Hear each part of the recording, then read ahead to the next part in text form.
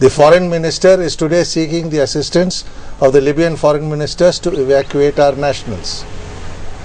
I care more for the primary duty of any government is the safety and security of its national. That is point number one, generally. Second, with regard to Libya, he's a ruler who's ruled for 40 years. He's nearing the end of his tenure. It is for the Libyan people to get rid of him.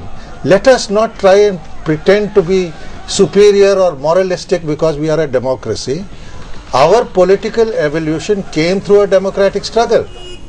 These are countries which have come in through an armed revolution. They have their own culture. They will bring, their people will bring about the changes. I'm not saying go and openly support him and give Gaddafi arms at this point in time. But we have no business interfering in the internal affairs of others. That's always the line. That's the line of MEA. That is not the line of MEA. That is the Nehruvian foreign policy enunciated in Bandung since 1955, which has been the cornerstone of the non-aligned movement, of which there are 170 members today. Kamal Mitra, is that the reason why India is reluctant to speak against those who have been part of the non-aligned movement? Afro-Asian solidarity is greater than the struggle for democracy and human rights, that it's important to be in solidarity with these leaders, even though they may be trampling on human rights? Well, first of all, if you're into international relations, the UN Security Council and the UN General Assembly passed a resolution on the responsibility to protect.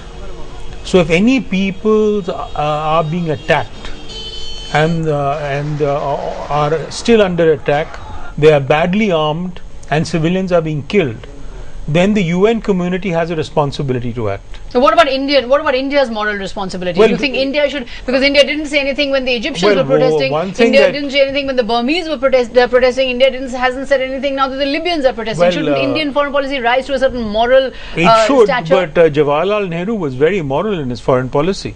And he was an internationalist. And I think that it is wrong to think in some kind of a realist way that our own interests are all that count, because our strength and our foreign policy clout by the number of friends we get together, and we can only do that on the basis of a principled foreign policy. So foreign policy should be principled. If we go around messing around with the internal affairs of our countries, other countries, you are seeking 128 votes to get into the UN Security Council, you won't get it. But coming to what Mr. Chinoy said, yes, collectively, if the international community reaches a consensus on the right to protect, India should go along with it. So tomorrow, if the US decides to bomb Libya, or if the NATO forces decide to take direct military action against Libya, then what should India's stand be? Should India support the US action? I will not back NATO or any military alliance. Okay.